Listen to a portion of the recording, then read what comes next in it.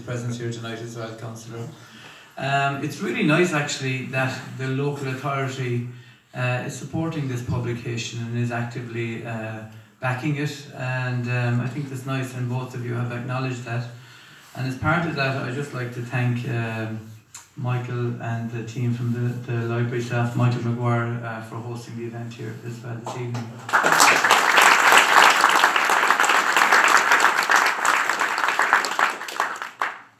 Quite simply, we're moving to the launch of the book now, and it's very, very difficult to find words to introduce the final speaker who will launch the book. But John Kiely has achieved something this year that has been extremely profound for all of us that follow Limerick hurling, and quite unforgettable. And I quite honestly, I won't even go into the spread of words that you could use, but he's a leader, and he's a modest man as well, and I think the overwhelming feeling around Limerick towards John and his management team and the players is that of gratitude and pride. And so without further ado, it gives me great pleasure to invite to launch the book John Kiely.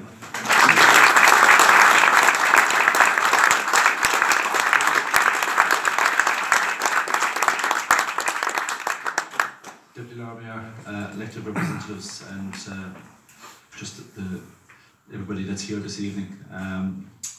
This is the first for me not to be asked to launch a book. I've launched a lot of bits and pieces, mostly charades inside dressing rooms, but this is a difference. I think it's actually very fitting that the venue that's been chosen for the launch of the book. You know, we're best to launch a book, but in a library. You know, it's a fabulous setting, and very fitting in the heart of our city as well, that we're doing it in the middle of our city. I suppose a couple of thoughts run through my mind when I think about what we're doing here tonight. I have been very fortunate, I suppose, as the players have, and everybody in the background team as well that's involved. You know, the most common greeting that we're met with over the last number of months is just one of thanks. You know, where people just want to say thanks. You know, and I find it difficult, I suppose, maybe at times, because I don't feel like it's something I should be thanked for.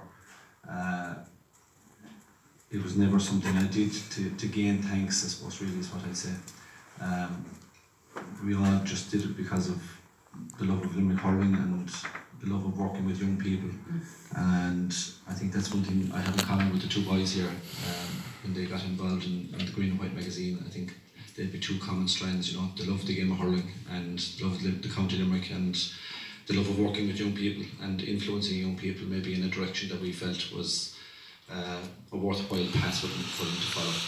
And as we all know, being involved in Gaelic games and the GA and playing hurling football is such a worthwhile endeavour for young people, and one that we're always constantly in school trying to encourage, because we know it's a very fruitful and rewarding path for them to follow in terms of making their friends and, you know, offering them stability in their studies, offering them a future, a bright future, not only socially but academically and in their careers as well. So it's something we have in common. So when people thank me, you know, I feel a little bit awkward about it, but I understand where it's coming from, because people obviously feel blessed that, you know, we've had this opportunity to celebrate the winning of an All-Ireland in Limerick, something which we probably all thought might be something that might be just beyond our reach for a long time.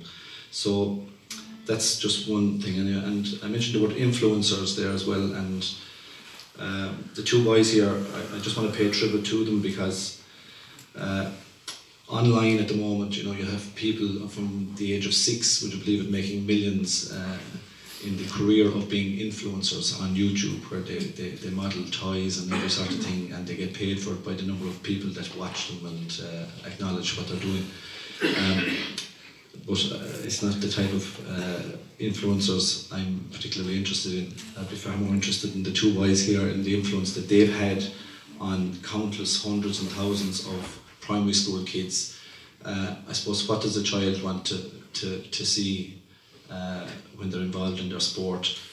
A little bit of an acknowledgement, through a photograph or a piece about their game, or I remember when I was young growing up, we used to pick up the leader to read Harry Greensmith's notes, and that's what young people feed off of, is a little bit of acknowledgement, a little bit of encouragement, and the Green and White magazine has offered that for over 2 decades now, and it's been a huge gift, in my view, to the Gaelic games in our schools, and I just want to compliment you on that in itself, because your commitment and dedication to it is just second to none.